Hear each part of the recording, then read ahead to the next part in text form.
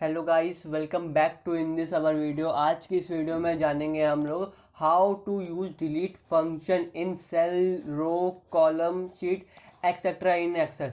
Guys, ये concept बहुत ही इजी कॉन्सेप्ट है, सिंपल सा कॉन्सेप्ट है, बहुत ही इजी, मतलब 2 मिनट का सीखने का कॉन्सेप्ट है। ठीक है, तो सबसे पहले क्या करना है आपको बताता हूँ। सेल्स को डिलीट कैसे करते हैं, रोज को कैसे डिलीट करते हैं, ये मैं आपको बताने वाला हूँ। कॉलम को कैसे डिलीट करते हैं, शीट को कैसे डिलीट करते हैं। ठीक है, तो आप जब यहाँ पे ग्रुप्स खोलेंगे तो यहाँ पर आपको एक टैब के अंदर, ये होम टैब के अंदर ये ग्रुप्स का जो सेल दिख रहा है आपको यहाँ पर, इसके अंदर इंसर्ट के बगल में जो राइट साइड पे है, ये यहाँ पर आपको एक ऑप्शन दिख रहा होगा। ठीक है, यहाँ पे आपको पढ़ रहे होगा डिलीट सेल, डिलीट शीट रो, डिलीट शीट कॉलम, ये सब चीज़ें ऑप्शन दिख रही होगी। तो मैंने ना यहाँ पे एक टेम्प्रेरी डेटा लिख रखा है आपको समझाने के लिए।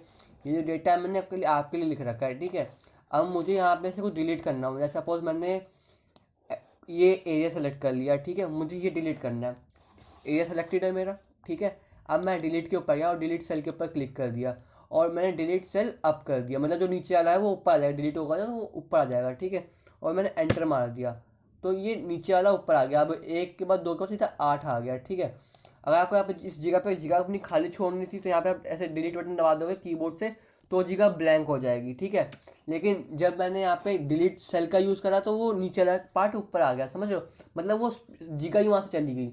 अगर आप कीबोर्ड के अंदर जो डिलीट का बटन दे रखी है उसको प्रेस करोगे तो उससे तो वो डेटा खाली हो जाएगा, वो लेकिन वो सेल अवेलेबल रहेगा।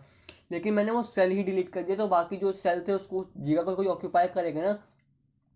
तो ये था डिलीट सेल, कि डिलीट को सेल को डिलीट कैसे करना है, क्या चीज़ है वही। ठीक है, उसके बाद हमारा अगला फंक्शन है डिलीट रो।